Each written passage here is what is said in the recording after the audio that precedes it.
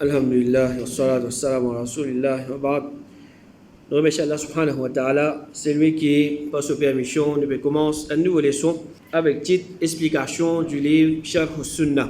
Alors, dans nos premiers séjours aujourd'hui, nous vous donnons un petit aperçu concernant ce livre-là et aussi concernant ce auteur. Alors, premièrement, livre Sharh al-Sunnah, ce titre, Sharh al-Sunnah, si nous traduisons le titre-là littéralement, il veut dire explication de As-Sunnah.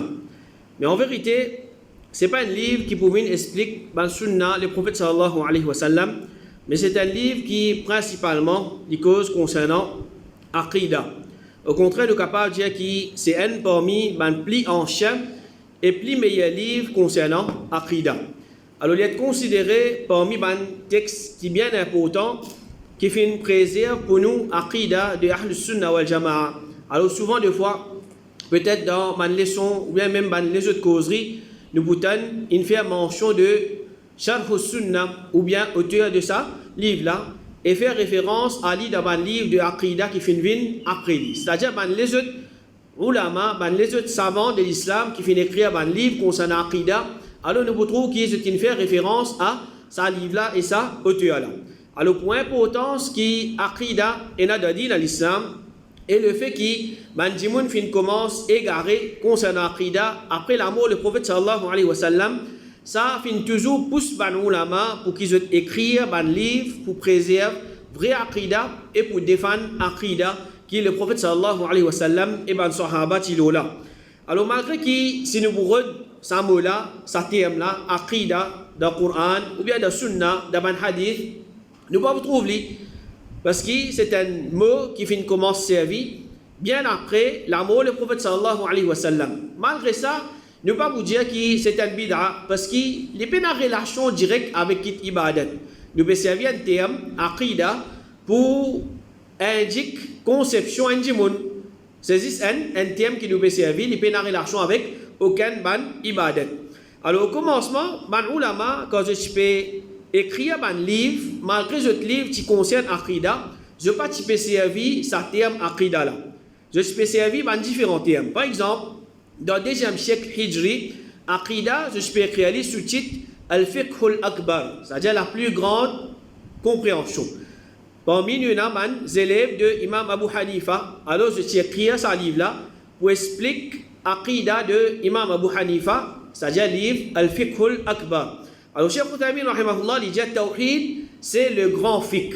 Comment un savant de fin dire, et le plus éminent qui est le 2e fiqh qui est petit. C'est-à-dire, Tawhid, grand fiqh, c'est ça même Tawhid. Et ensuite, là, maintenant, petit fiqh, c'est un règlement, un ibadat, etc. Alors, il dit connaissance concernant la loi, qui concerne les membres du corps, ça c'est le petit fiqh. Tandis que connaissance concernant la loi, qui concerne les kéas, ça, c'est le grand fiqh et la connaissance de Tawhid. Alors, au commencement, que je peux écrire un livre, je peux faire référence à grand fiqh, c'est-à-dire Tawhid. Ensuite, là, dans le 3e siècle Hijri, je commence à écrire un livre concernant Tawhid sous 2 titres principaux. Premier, Al-Iman, c'est-à-dire la croyance, ou bien As-Sunnah, principe, ou bien l'enseignement. Parmi les livres que les ulama fin écrire, nous avons Usul al-Sunnah par Abu Bakr al-Humaydi, il film l'année 219 Hijri. Alors nous trouvons comment les ulama, depuis bonne et même, je commence à écrire un livre concernant Aqidah, pour propager Aqidah qui est correct, et pour défendre Aqidah, attention, je commence à ajouter, je commence à inventer là-dedans. Kitab al-Iman par Abu Ubaid al-Qasim ibn Sallam. Ici, il film l'année 224 Hijri. Kitab al-Iman par Hafiz Abu Bakr ibn Abi Shayba, il film l'année 235 Hijri, et nous avons Kitab al-Iman par Imam Ahmad. Alors, tout ça, dans le livre-là, malgré qu'il mentionne Sunnah ou bien Kitab al-Iman, c'est un livre qui peut cause concernant Aqidah dans le 2e siècle Hijri, c'est-à-dire, nous avons Imam Ahmad, nous avons 3e siècle Hijri plutôt, nous avons ulama dans l'époque Imam Ahmad et les autres apôtres. Ensuite, parmi les livres de cette époque-là, nous avons le livre As-Sunnah par Abu Bakr ibn Abi Shayba, c'est-à-dire le film l'année 235 Hijri. Nous avons le livre As-Sunnah par Abu Daoud, film l'année 275 Hijri. Et nous avons l'autre livre, même titre, qui est le livre qui nous explique, Sharh al-Sunnah par un autre djimoun qui est connu comme Al-Muzani, il fait l'année 264 Hijri, et nous avons livre As-Sunnah par Harb Al-Kirmani, il fait l'année 280 Hijri. Alors, ban ulama, tout le temps je finis écrire ban livre pour propager Aqida, Aqida qui est correct. Ensuite, 4e siècle a monté, ban la fin commence à écrire un livre Aqida sous ban ce titre, nous avons At-Tawhid, c'est-à-dire l'unicité, Al-Sharia, la loi, Al-Aqida, l'Aqida même, conception, ou bien Usul al-Din, base, ou bien racine de Din. Alors, parmi ban livre, nous avons Kitab al-Tawhid par Abu al-Abbas al-Baghdadi, fin de l'année 306 Hijri, Kitab al-Tawhid wa Ithbat Sifat al-Rabb par Ibn Khuzayma, fin de l'année 311 Hijri, Kitab al-Tawhid wa Ma'rifatu Asma' Illahi wa Sifatih par Hafid Ibn Manda, fin de l'année 395 Hijri. Alors tout ça, ban livre là, c'est ban livre qui est présent, c'était là. C'est-à-dire, si nous parlons dans ban librairie, ban bibliothèque, quand il y a ban livre, de ban ulama, nous parlons de ce ban livre là, nous gagnons ce ban livre là, et c'est ban livre qui, in fini, authentifié, in attribué à ce ban ulama là. Et parmi ban livre, nous gagnons Kitab al-Sharia par Abu Bakr al-Ajurri, fin de l'année 360 Hijri, Sharh Usul I'tiqad Ahli Sunna wal Jama'a par Hafid al-Lalaka'i, fin de l'année 418 Hijri, Al-Risala fi I'tiqad Ahli Sunna wa Ashab al-Hadith wal A'imma par Imam Ismail al-Sabuni, fin de l'année 449 Hijri, et nous gagnons Al-Ibana fi Usul al-Diyana par Imam Abu al-Hasan al-Ash'ari. Alors celui qui prend sa livre là, livre de man ulama, qui finit écrit dans sa l'époque là, 200, 300, 400 Hijri. Alors, par l'eau d'Allah subhanahu wa ta'ala, il vous trouve, tout ça, livre là, il montrait une seule qualité Aqida. Il montrait une seule qualité Aqida. Parce que, dans le commencement, tout ça, là, tout il est sunna, tout il est une seule Aqida qui est correcte. Tout je peux écrire un livre, Aqida, pour propager Aqida qui est correcte, pour défendre Aqida qui est correcte. Alors, si, ça c'est une preuve qui, si ça Aqida là livré, parce que sa racine là, il monte jusqu'à première génération de ban musulmans. Nous vous trouvez qu'ils vais faire référence à ban tabi'in, ban sahaba, ban tabi'in, ban sahaba, c'est-à-dire je peux retourner vers ban qui plus connaît qu'ils autres, et comment nous connaît le prophète sallallahu alayhi wa sallam, une cause bon pour cette génération, c'est-à-dire ban sahaba. Ensuite il dit thumma alladhina yalunahum ban tabi'in, thumma alladhina yalunahum ban qui poursuit ban tabi'in. Alors à part de ça aqida là, tout les autres aqidah, ils pour bizarre fausse parce qu'ils soit sur racine, ils pas montent vers là-haut, ils pas montent vers ban sahaba, ou bien c'est ban qui chose qui peine la même racine. C'est-à-dire Jimoun il commence à inventer. Alors quand nous vous prenons ban livre aqidah, si nous trouvons ça livre là, les peut remonter vers ban meilleure génération, peine à doute qui nous vous trouvez que ça c'est un livre qui est correct. Mais si nous trouvons un livre, il commence même à partir si pas 700, 800 ou bien 1000 Hijri, mais quand sur racine, quand il commence. Alors, il y a un commencement. Alors, il y a différents thèmes qui ont servi pour Aqida. C'est Al-Fiqh al-Akbar, Al-Iman, Al-Sunnah, Al-Tawhid, Al-Sharia, Usul al-Din, Al-Masail al-Ilmiya et Al-Masail al-Khabariya. Alors, il y a différents thèmes qui se font servir. Alors, celui qui vient résoudre ce thème-là, alors ça c'est un signe de l'égarement. Comment Cheikh Fawzan Hafidahullah dit, quant à celui qui réprouve ça, et il dit qu'il y a Aqida et Tawhid, c'est un terme qui paye dans aucun prévôt là, et qui ça il pas existe ni dans le Coran, ni dans le Sunna, il dit ça, il peut mettre doute dans l'esprit des musulmans, pour ça, là peut rouler des racines sa Aqida là. Alors, le but derrière ça, c'est pas tirer ça ban terme là, non. Le but c'est tirer Aqida de l'équerre des musulmans. Alors, le livre qui nous explique, Sharh al-Sunnah, c'est un livre concernant Aqida. Alors, le style qui s'est là, il fait service, c'est, il fait essayer, résume en à peu près 170 points, Aqida al-Sunnah wal Jama'a, qui est basé sur le Coran et Sunna authentique, d'après compréhension de ban Sahaba. Alors, il amène les point par point. Chaque point, c'est un mas'ala important concernant Aqida, qui est fait écrire en minimum, une ligne ou bien moins qu'une ligne, et maximum 4 à 5 la ligne. C'est-à-dire qu'il n'essaye pas dépasse 4 à 5 la ligne. Nous sommes capables pour une mas'ala que les fins dépasse 4 à 5 la ligne. C'est-à-dire les fins résument, les prennent mas'ala, les résument, les amènent en 1 la ligne, 2 la ligne, 3 la ligne. C'est-à-dire, c'est les prend texte de sa livre là, il lit, et d'ailleurs, déjà, il a cette explication en anglais ou bien en français. Alors, il peut suffire, Inch'Allah, comme une bonne révision concernant Aqida. Et ce n'est pas n'importe qui Aqida. Aujourd'hui, si vous expliquez, c'est pas Aqida, Cheikh Mohammed ibn Abdul Wahhab, je vous dis, bin Spatel l'année. Ou explique Aqida, Cheikh l'Islam ibn Taymiyyah, je vous dis, bin tel l'année. Tandis que si vous expliquez Aqida de Ban, ulama qui fin vin dans l'époque plus avant 300-400 Hijri, c'est sa qualité Aqida là même qui vous explique. Sinon, quand nous regardons, au fait, Cheikh Mohammed ibn Abdul Wahhab, Cheikh l'Islam ibn Taymiyyah, quand nous retournons Isnad, vous trouvez si je mentionne Imam Ahmad sur Aqida Machete, Imam Al-Barbahari sur Aqida Machete, Imam Bukhari sur Aqida Machete, je retourne vers sa ban, qui chose alors ban qui ne sont pas pour accepter, c'est 6 ban, fausseté qui je peux mettre dans la tête de ban, Dimoun. Alors dans l'explication, Inch'Allah, nous pouvons essayer, pas trop tarder là, ça va le point là, nous pas pour rentrer dans trop de détails, excepté si bien bizarre concernant un des points, afin qu'il nous réussit à atteindre ce qui, sa hauteur là, ou les pas ce livre. Alors ça c'est un petit peu concernant livre Sharh Sunnah.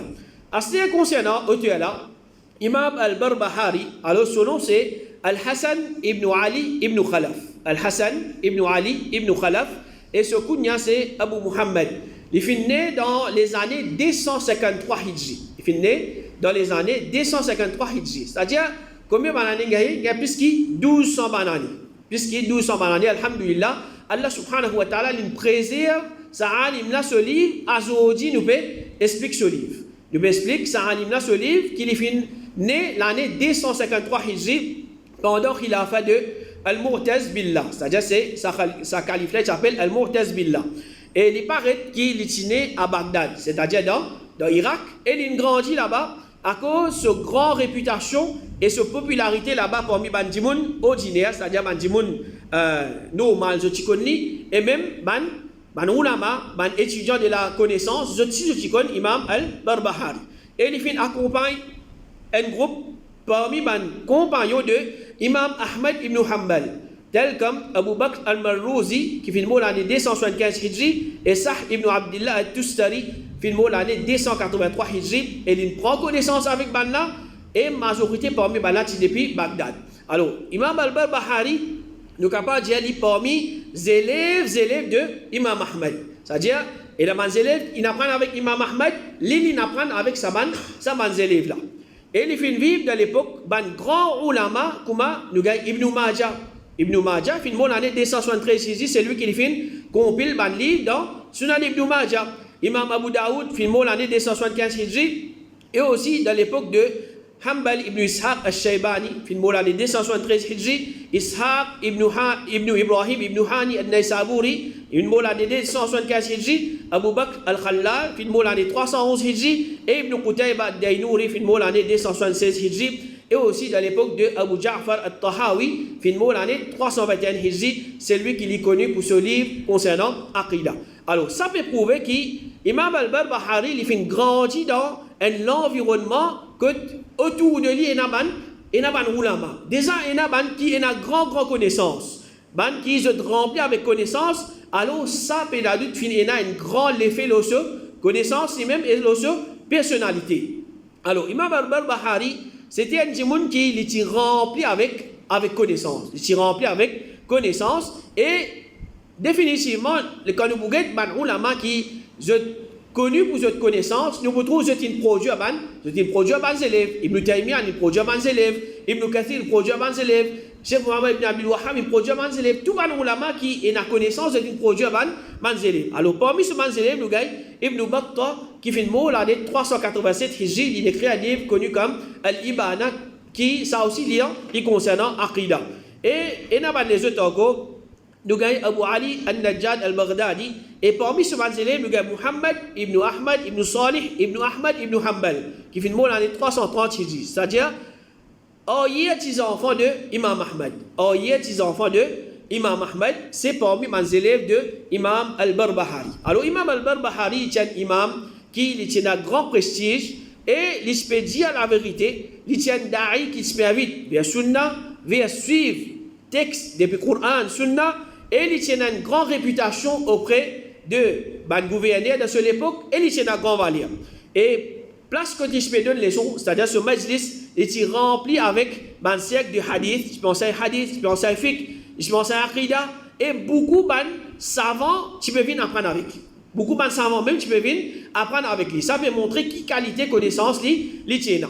Et ban ulama, ban savant, il fait éloge de Imam al-Barbahari. Il y a beaucoup de paroles. Parmi les paroles, nous gagnons Ibn Abi Ya'la, parmi les historiens qui filment l'année 526 Hijri l'Égypte, il est cheikh de ce groupe de l'époque. C'est-à-dire dans l'époque, parmi les qui connu, ça c'est cheikh de sa là, c'est Imam al-Barbahari, il est cheikh de Banjimoun de l'époque.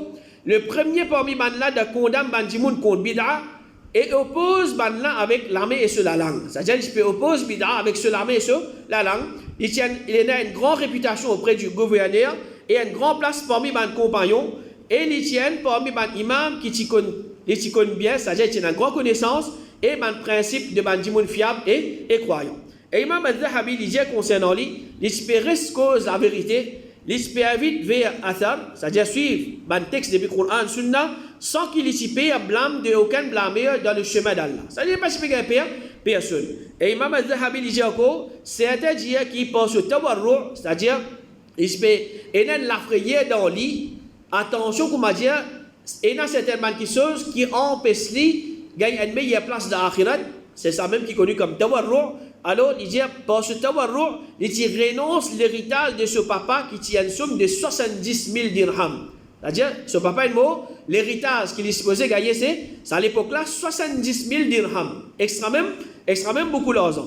C'est-à-dire, c'est-à-dire, Imam al-Barbahari, il dit, pays, attention, ça risque là, il apporte du tout de ce dunya. Attention, ça dévie. Les films renonce ça risque là, les films concentrés dans la connaissance. Et Ibn Kathir, rahimahullah, il dit dur envers ban bidati et ban désobéissant. Et Abu Abdillah al-Faqih, il dit dans Tabaqat al-Hanabila, si tu trouves un djimoun qui habite à Bagdad, il est content, Abu al-Hassan ibn Bashar, c'est-à-dire parmi les ulama qui le sunna, et Abu Muhammad al-Barbahari connaît qu'il y a un kiken qui le sunna. Alors, parmi les façons, comment nous sommes capables de connaître un djimoun qui le sunna, c'est ce l'amour et ce dégoût qu'il y a pour certains.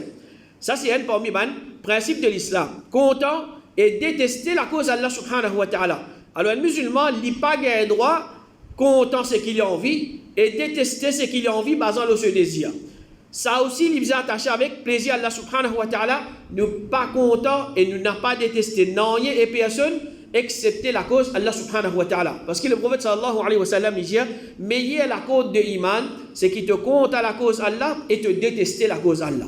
Alors, un djimoun il est capable de répondre, qui fait te content ça, la cause Allah subhanahu wa ta'ala. Qui fait te détester un tel, la cause Allah subhanahu wa ta'ala. Moi, pas le droit de détester la cause, problème personnel qui m'a gagné avec lui, la cause telle chose, ou bien il parle dans moi, etc. Ça, l'islam pas enseigné. Alors, Ahmad al-Qattan, finalement, l'année 258, il dit, il n'y a aucune bidati de dunya, excepté qu'il y ait un dégoût pour Ahlul Hadith. Alors, ban qui je compte à sunna, mais il non, je vous compte à ban qui le sunna. Ban qui pas content ban qui le sunna, mais je vous compte ban qui do bid'a. Ça, c'est normal ça. Alors, Ahmad al-Qattan, il dit, il n'y a personne qui commence à compte à bid'a de sa dunya là, excepté qu'il est pour détester ban ahlul hadith, ban qui compte en hadith, ban qui compte en sunna. Alors ça c'est une réalité. Et Al-Hakim rahimahullah, il dit concernant ban bidati, il dit ban la paget at-taifatul mansoura, c'est-à-dire le groupe sauvé, ban qui le sunna, excepté avec un regard de humiliation. Ban qui je pas compte en sunna, quand je get ban qui le sunna, on va dire, ça man, ban d'ailleurs pour ça man, ban c'est qui pas bon, ban c'est qui pas correct ça. Alors ça c'est la réalité. Ça, c'est la réalité. Alors, ça, Imam al-Barbahari, il finit de tester, pareil comme ban savant, ban pieux, avant il finit de tester. En l'année 321 Hijri, pendant qu'il a fait de Muhammad al-Qahir Billah, c'est-à-dire 19e calife de l'Empire Abbasside, et son ministre Ibn Muqla, je voulais emprisonner Imam al-Barbahari à cause d'un mensonge qui se bat opposant qui propager l'autre. Alors, l'Inbizal sauvé al-Cachette. Alors, l'autorité qui ne fait que ce ban gaïli, je emprisonne ce ban grands élèves. Ensuite, ce calife-là, il finit en colère avec le ministre même, Ibn Muqla, il finit retirer depuis ce poste ministre et il met diffé dans la case. Alors, Ibn Muqla, ministre là, il nous a sauvé, mais seulement il continue à comploter contre ce calife-là jusqu'à qu'il ait réussi à faire un coup d'État et il mentionnait qu'il ait réussi à capturer ce calife-là pendant qu'il calife là, il tient l'état de sous les eaux. C'est-à-dire, il sous. Alors, ça calife là, Muhammad al-Qahir Billah, il est dans la fin 10e siècle grégorien, c'est-à-dire à peu près 800-900 l'année grégorien. Qu'est-ce qui l'état était? Un monde qui il peut faire dominer avec ban kilo sunna et quand il va l'entrapli, il donne l'état de sous les zones fini sous. Alors, il y a parmi les groupes, par exemple, Hizb ut-Tahrir et les autres, je dis que ça mettre là aujourd'hui, il peut être soloné à la cause, il peut être khilafa. Et il y a qui fondé là même, c'est-à-dire que le but c'est qu'il était bizarre mettre khilafa dans ce monde-là. Alors, si nous vous êtes, nous tous contents, un jour, pour la khilafa, nous tous vous êtes contents. Mais seulement, ça c'est fruit qui nous vous récolter quand nous plantons un pied, nous arrosons pied là, nous prothèse pied là, pénaban piquant, pénaban l'herbe, il peut pousser, il commence à pousser travailler, nous dresse jusqu'à qui pied là, il gagne un gros tronc, nous gagne fruit, c'est khilafa. Mais on pas encore planter même la graine, ou bien on vit gagner khilafa. Ou bien quand on plante, puis là peut pousser travailler, ou laisser pousser travailler même, ou bien ban l'herbe, ça peut manger, ou bien on vit gagner khilafa. Alors nous devons vivre avec la réalité. Quand nous regardons Rasul sallallahu alayhi wa sallam, nous regardons l'époque ban sahaba, alors ban là, je t'y trouvais que priorité c'est qu'était priorité c'est tiens du monde depuis l'égarement, tiens du monde depuis shirk, amen, je vais tawhid. Si nous vous disons non, du monde pas faire salat, pas de problème ça. Du monde d'abida, pas de problème ça. Du monde d'ashirk, pas de problème ça. Bizarre mettre la situation ban musulman pour améliorer, mais nous pouvons vivre dans rêve. Si nous vous regardons, ben là je dis Khilafa fin aboli en l'année 1924 Hijri. Il y a plus qui 100 bananes. Qui sont-ils récits dans sa 100 bananes? Je ne pas fin récit pour un pas devant, au contraire, de tout je recul à l'oreille. Je fin recul à l'oreille. Et ce qui nous fait envie, nous travaillons pour nous gagner une qualité calife comme ça qui nous dit une sous, ou bien la guerre contre man ou la makilo sunna. Et avant, oubliez si pas, ça c'est 10e siècle Hijri. Avant de l'époque, Imam Ahmed rahimahullah, c'est un calife qui fait.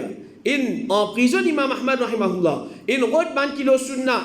Faut pour dire Coran c'est une créature. Sinon nous torture toi, sinon nous tue toi. Jusqu'à qui fin et là certains man ulama, il prend zut, il fan zut en dit. Il fan zut en dit juste la cause sa parole là. Et là une torture zut et là pour l'affrayer, je dis d'accepter pour dire sa parole là. Mais Imam Ahmad rahimahullah il tini ferme là qui s'en a fait dominer on dit calife qui est un non musulman qui je peux dire c'est man musulman. Alors Khalifa, Inch'Allah, les bouvini, et nous peut attendre, Inch'Allah, un Khalifa kilo sunna. Mais si, vous m'avez dit, nous ne pouvons pas prendre en compte la priorité dans nous dire, alors, il y a doute qui ça, il n'est pas pour retourner. Alors, quand je finis sa calife là, Muhammad al-Qahiru Billah, pendant qu'il est sous, alors, ça dit, là, qu'il fait, il retire comme calife, il met le dans sa place, il pierce se déliger, et il vient avec les lits, et il emprisonne pendant quelques années. Et là, ensuite, quand l'autre calife vient, il trouve lui par là, il tire lui de prison, et sa calife là, il fait vivre sur la vie comme un mendiant jusqu'à qu'il finisse mort. Alors, peut-être ça, c'est une parmi les façons comment Allah subhanahu wa ta'ala, il fait punir sa calife là pour dominer qu'il fait faire avec ban kilo la vérité de cette époque. Il fait faire dominer avec ban ulama kilo sunna, Imam al-Barbahari rahimahullah, et ce ban élève. Allah subhanahu wa ta'ala il punit même il humilie il fait il passe pas un moment de souffrance. Alors de l'autre côté là après la mort de son ministre Ibn Muqlala, c'est-à-dire en 329 Hijri, Imam al-Barbahari rahimahullah ici je prends pour mot. Alors dans cette époque là il regagne ce l'honneur, c'est-à-dire ban zélé, il recommence une apprendre il recommence enseigner là en public etc. Ensuite là quand fin ena un autre calife qui est connu comme Ar-Radi ban qui pas contre Imam al-Barbahari, c'est une révine cause menti concernant Imam al-Barbahari pour qu'on m'a met dégoût dans l'équerre pour sa calife là pour Imam al-Barbahari jusqu'à qui sa calife là il fait faire lance un appel qui dédie moun parmi les compagnons de Imam al-Barbahari par joindre, c'est-à-dire pas les là joindre en public, attention qu'on m'a dit je peux apprendre quelque chose, je peux profiter de Imam al-Barbahari, c'est pas au jeu. Alors Imam al-Barbahari il fait bizarre réel caché encore. Et il final caché, il se reste dans la place, il change de place, il allait le place, jusqu'à finalement, il fait mort de ça, condition la même. Alors il mentionnait qu'il fait mort à l'âge de 76 ou bien 77 ans dans l'année 329 Hijri dans le mois de Rajab.